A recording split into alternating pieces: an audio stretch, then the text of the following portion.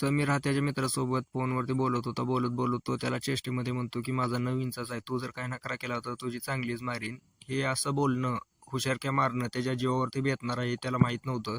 पुढे चालून जी घटना घडलेली आहे मित्रांनो, एकदम भयानक अशी घटना आहे. तर तुम्हाला ही पूर्ण घटना जाणून घ्यायची असेल तर पहिले तर आपल्या व्हिडिओला लाईक करा आणि चॅनलला सबस्क्राईब करा. नवीन चॅनल आहे, सपोर्ट होईल आपल्याला तेवढाच. तर मित्रांनो, समीर हा व्यक्ती एक 20 वर्षीय तरुण होता. उत्तर प्रदेशातील एका छोट्याशा गावात राहणारा. गावात शिक्षणाची सोय नसल्यामुळे तो मामापाशी, मामी आणि त्याची आजी अशी चौघजण येऊन सिटीमध्ये राहिलेले होते. जिथे की शिक्षण चांगलं भेटेल अशा आशेने त्याच्या मामाच्या सोबत पाठवलं होतं त्याच्या आई वडिलांनी. समीर पण सुरुवातीला शिक्षण चांगले घेतलं.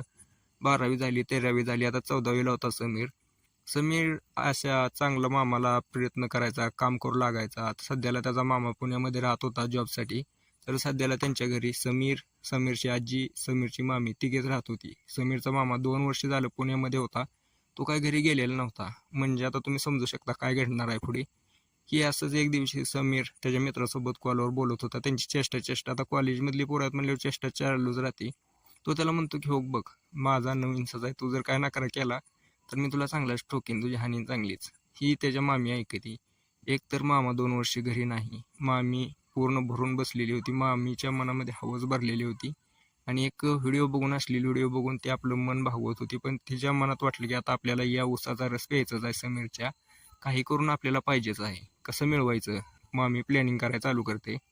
मामी काय करते की सुरुवातीला अश्लील व्हिडिओ तर बघतच होती. मोठ्या आवाजात बघायला चालू करते. समीर आला की समीर सुरुवातीला समजून जातो की आता आपलं मेळ लागलेला आहे मामीसोबत. तोही तिकडून रिस्पॉन्स द्यायला चालू करतो. मामीची अशी आशा होती की याचा नवीनचाच आहे म्हटल्यावर आपल्याला काही अडचण नाही, भारी आहे. तिच्या मैत्रिणीकडून ऐकलं होतं की नवीनचा भारी असतं, मजा येते त्यानं लय. मग काय झालं की समीरचं तर नव्हतं तेवढं म्हणल्यावर त्यानं काय आपलं मित्राला हुशारकी मारण्यामुळं बोललेला होता. मामीनं सुरुवातीला वाटलं की आता काय भारीच झालं नियोजन. इकडून लाईन जुळायला लागली, तिकडून लाईन जुळायला लागली. मग यांचं ठरलं की आता काय करायचं, करू एक दिवशी. करू तर कुठं करायचं. आजीला पाठवलं बाजारला. त्यानं समीरच्या मामीनं बाजारला पाठवलं की जावा की तुम्ही बाजारात जाऊन काहीतरी घेऊन या. तोपर्यंत समीरला बोलवलं रूममध्ये. आणि जशी मामीनं अश्लील व्हिडिओ वगैरे बघितलं, जशी रंगात आली, समीरनं काढलं तर काय 5 इंचाचा, म्हणजे आपलं नॉर्मलच. समीरच्या मामीचं फिरलं डोकं. त्याला आला राग. तिनं तिथंच पडलेला एक वरवंटा घेतला आणि समीरच्या डोक्यात घातला. खल्लास झाला. आता हे तर झालं, काम झालं.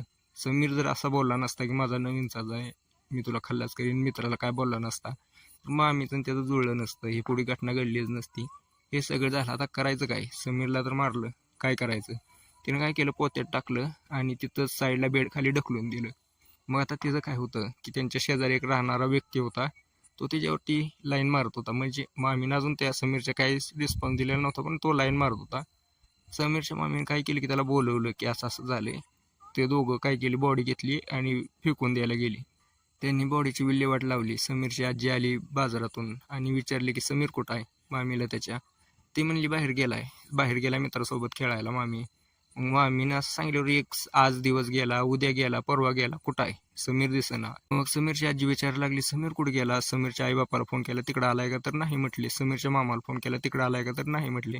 मग गेला कुठं? समीरची आजी गेली डायरेक्ट पोलीस स्टेशनमध्ये आणि तिने केस केली की FIR दाखल केली. आमचा समीर काय दिसत नाही, कुठे गेलाय, 3 दिवस झालं मित्रासोबत खेळायला गेलाय म्हणून गेलाय, काय मिळत नाही. त्यानं फोटो वगैरे दिले, FIR दाखल केली. पोलीस पण आता कसं आहे माहिती आहे का, पोलीस आपण शिवाय देतो पोलिसांना, पण पोलीस एकदम बेस्ट पोलिसांनी काय केलं की CCTV वगैरे चेक करायला चालू केलं. समीर कुठं आहे? घरी आला. त्यांच्या बाहेरच्या दुकानावरती एक CCTV होता. घराच्या बाहेर जे दुकान होतं ते चेक केलं तर समीर तर आत गेलेला आहे, बाहेर आलाच नाही. दुसरीच व्यक्ती आत गेलेल्या थोड्या वेळानंतर आणि ती आणि त्याची मामी घेऊन काय तर पोतं बाहेर आलेले आहेत एवढंच दिसलं त्यांना. लगेच पोलिसांच्या लक्षात आलं की असं काय तर कुठं झालेलं आहे.